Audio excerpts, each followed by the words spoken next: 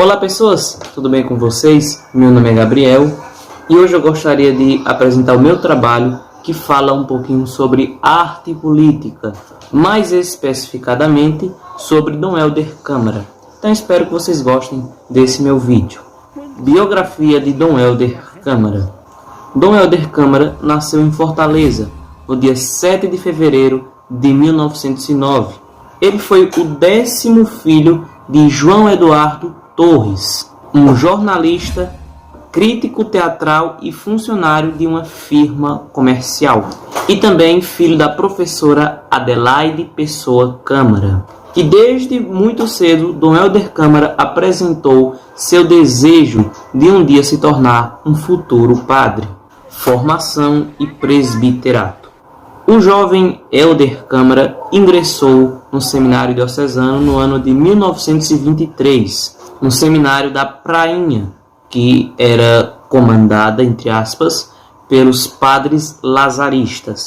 Nessa instituição, ele concluiu os estudos e teve uma formação acadêmica em filosofia e teologia. No final do curso de teologia, o jovem Helder passou por uma grande crise vocacional, no qual ele quase chegou a desistir do seu sonho do sacerdócio. Mas depois de muito tempo de oração, conselhos da mãe e também do seu reitor, o padre Tobias, o jovem Helder não desistiu desse sonho de ser um futuro sacerdote e seguiu essa carreira eclesiástica. Então ele foi ordenado sacerdote em 15 de agosto de 1931, em Fortaleza, aos 22 anos de idade, com uma autorização especial da Santa Sé. Logo depois de celebrar sua primeira missa, o jovem padre Helder recebeu a missão de coordenar os grupos cristãos e iniciar a Juventude Operária Católica.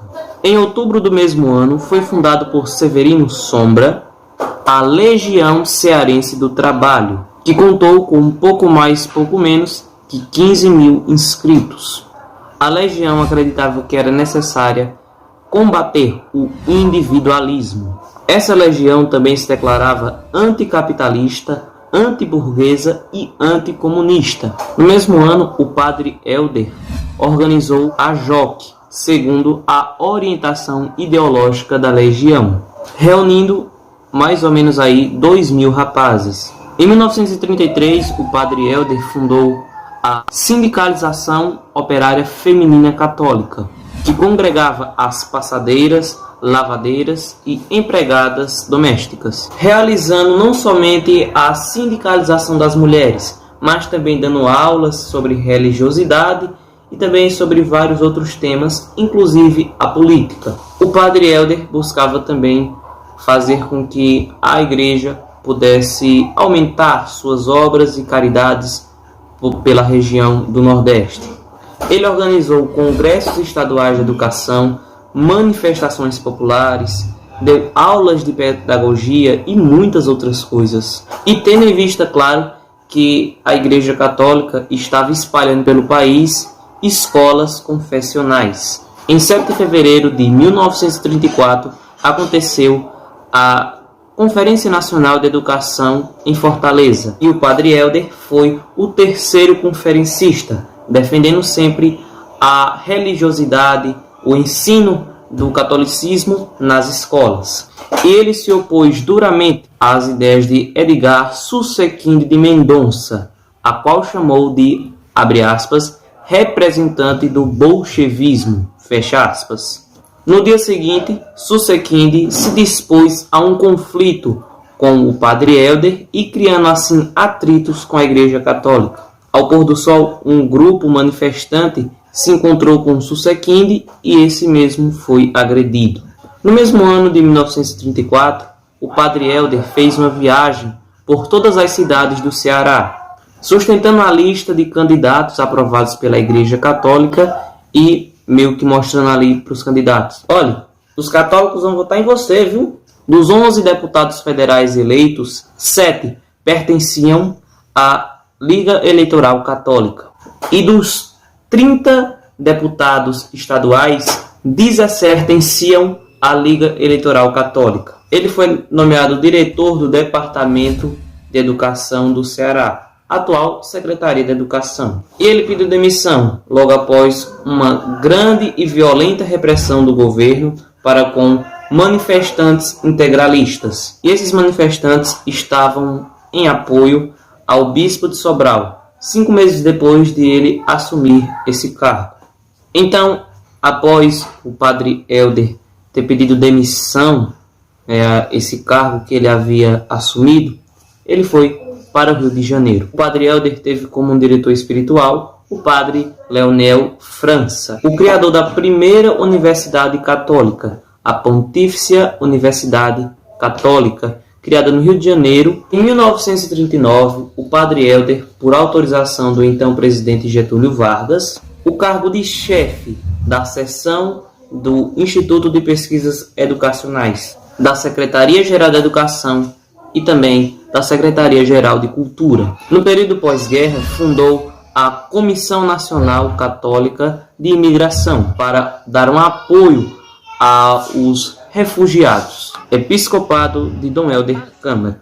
Foi nomeado bispo auxiliar do Rio de Janeiro no dia 3 de abril de 1952 e foi nomeado bispo aos 43 anos de idade em 20 de abril de 1952. Foi um grande promotor do Colegiado dos Bispos e também da renovação da Igreja Católica, fortalecendo o compromisso social. Em 1950, Dom Helder entrou em contato com o Monsenhor Giovanni, que futuramente seria chamado de Papa Paulo VI, que o apoiou e assim Dom Helder conseguiu fundar em 1950 a Conferência Nacional dos Bispos do Brasil, mais conhecida como CNBB, com sede no Palácio Arquiepiscopal do Rio de Janeiro. Nessa instituição, Dom Helder exerceu o cargo de secretário-geral até o ano de 1964. O Monsenhor Giovanni também apoiou a criação do chamado CELAM, Conselho Episcopal Latino-Americano, fundado em 1955, tendo como sede Bogotá.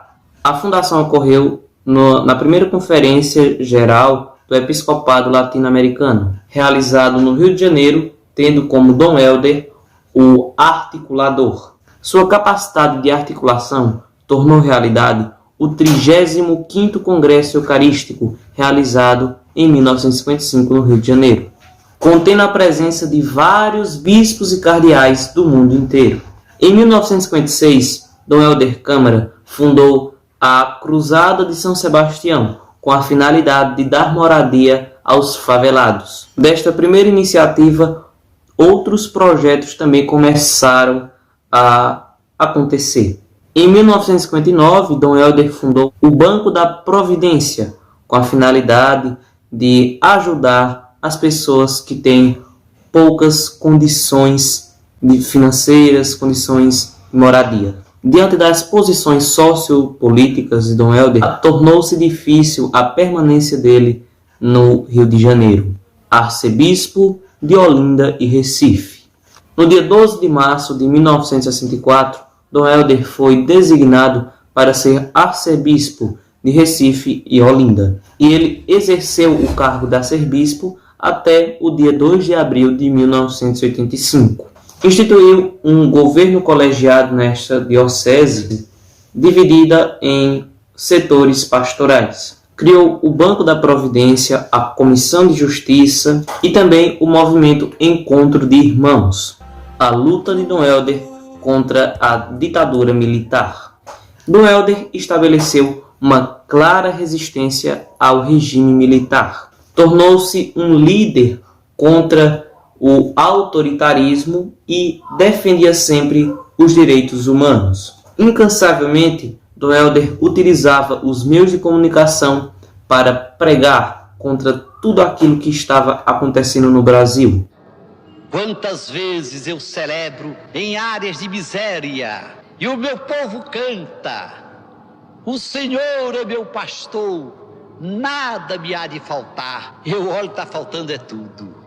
Quantas pessoas morrem de fome no mundo cada ano?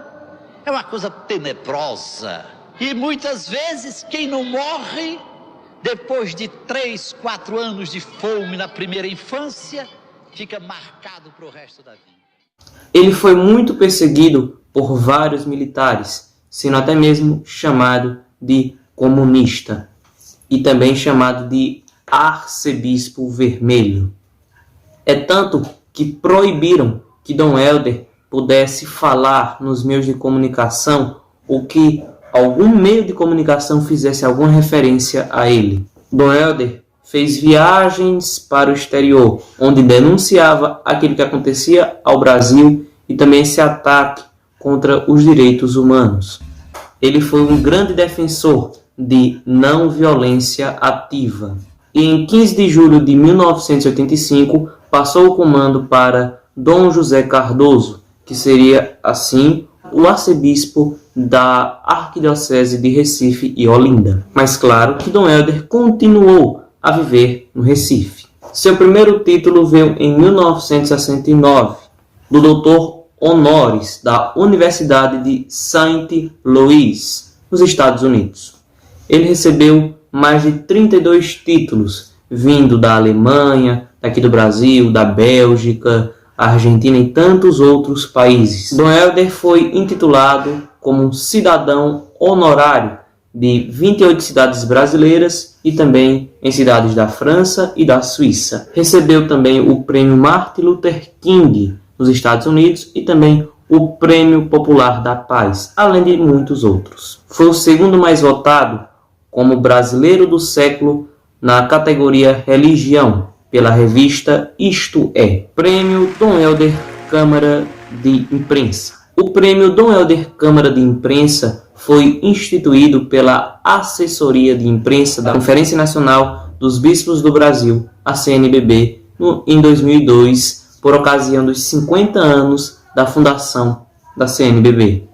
O troféu Dom Helder Câmara de Imprensa traz a escultura de um cajado, que é símbolo de um pastor. Na Sagrada Escritura, a missão de um pastor é proteger as ovelhas dos lobos. O cajado é sua arma para defender as ovelhas de tudo aquilo que é considerado ameaça para elas. A Igreja Católica tomou esse símbolo para ressaltar a importância de um bom bispo. Dom Helder Câmara deu nome a uma instituição de escola superior. A Escola Superior Dom Helder Câmara possui cursos de graduação e pós-graduação em Direito. E essa escola tem um dos maiores índices de aprovação no exame da OAB, chegando a 100% na modalidade integral e possuindo conceito máximo no MEC. Ô, escola boa, viu? Processo de beatificação e canonização de Dom Helder Câmara. Em 24 de maio de 2014, o arcebispo de Recife e Olinda, Dom Fernando Saburido, solicitou ao Vaticano que abrissem um processo para, futuramente, Dom Helder Câmara ser um santo, que é chamado pela Igreja de processo de canonização. E em fevereiro de 2015, essa carta foi emitida para a Congregação das Causas dos Santos. E Dom Helder Câmara recebeu o título de Servo de Deus no dia 7 de abril de 2015. Um santo rebelde. Então, no ano de 2006, 7 anos após a morte de Dom Helder Câmara, a Erika Bauer mostra por meio de um documentário a trajetória de Dom Helder Câmara, um dos líderes religiosos mais importantes e polêmicos do Brasil no século XX. Subterrâneo, nos subterrâneos, alguma coisa está germinando. Existe uma semente germinando e era todo o povo de Deus que estava reunido em comunidade de base, que estava interessado em tudo aquilo que Dom Helder tinha pregado nessa época. Era proibido falar o nome dele nos jornais e realmente na Europa e nos Estados Unidos ele e o Pelé eram as pessoas mais conhecidas do Brasil. Ao longo de toda a sua vida, Dom Helder foi um grande defensor dos pobres e também fez muitas opressões à ditadura militar. Então espero que você tenha gostado desse meu trabalho, desse meu vídeo. Demorou muito, deu muito trabalho, mas mesmo assim fiz e é isso. Espero que vocês tenham gostado.